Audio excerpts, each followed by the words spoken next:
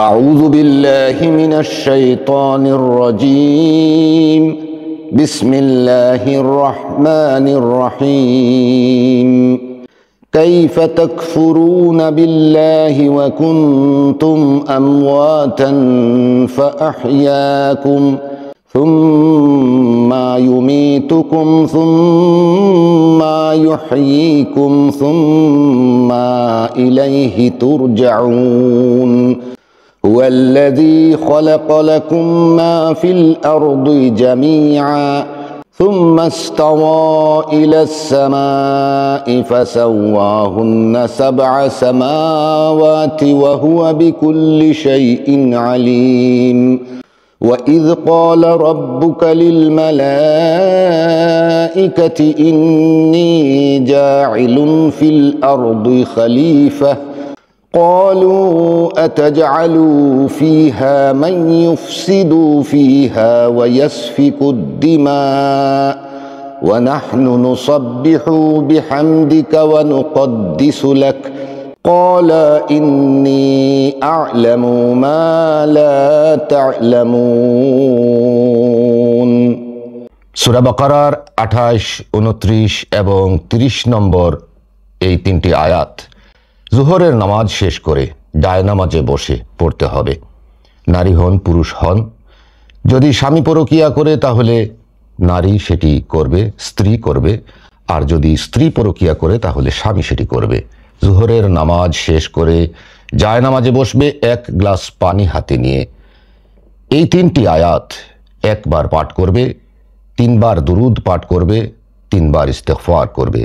অবশ্য দুরুদ এবং ইস্তেগফার এই আয়াত 3টি পাঠ করার পরে করবে। তারপরে পানির গ্লাসে বিসমিল্লাহ বিসমিল্লাহ করে 3টি ফুঁক দিবে এবং ওই পানি তার স্বামী অথবা তার স্ত্রীকে খাওয়াবে। এইভাবে প্রতিদিন করবে, 41 দিন করবে।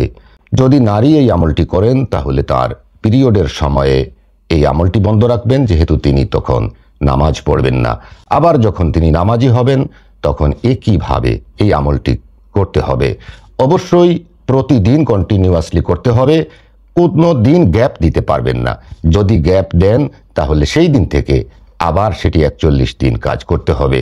অবশ্য নারীর জন্য মাঝখানে পিরিয়ডের সমস্যা থাকলে তিনি ওই সময়টা গ্যাপ রাখতে পারবেন, কিন্তু সুস্থ অবস্থায় বা কোনো ওজর ব্যতীত তিনি গ্যাপ দিতে পারবেন না।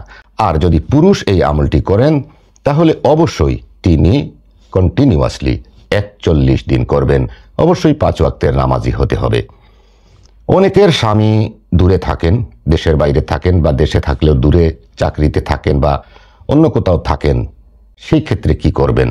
সেই ক্ষেত্রেও করার উপায় রয়েছে ইনশাল্লাহ। আপনি আমলটি একইভাবে করবেন, কিন্তু পানিটা আপনি আপনার স্বামীকে অথবা আপনি আপনার স্ত্রীকে যেহেতু খাওয়াতে পারছেন না বা পারবেন না, তখন ওই পানিটা আপনি নিজে পান করবেন। ইনশাল্লাহ পরকীয়া চিরদিনের জন্য দমন হয়ে যাবে। তবে অবশ্যই এই 3টি আয়াত সহি শুদ্ধভাবে পড়তে হবে।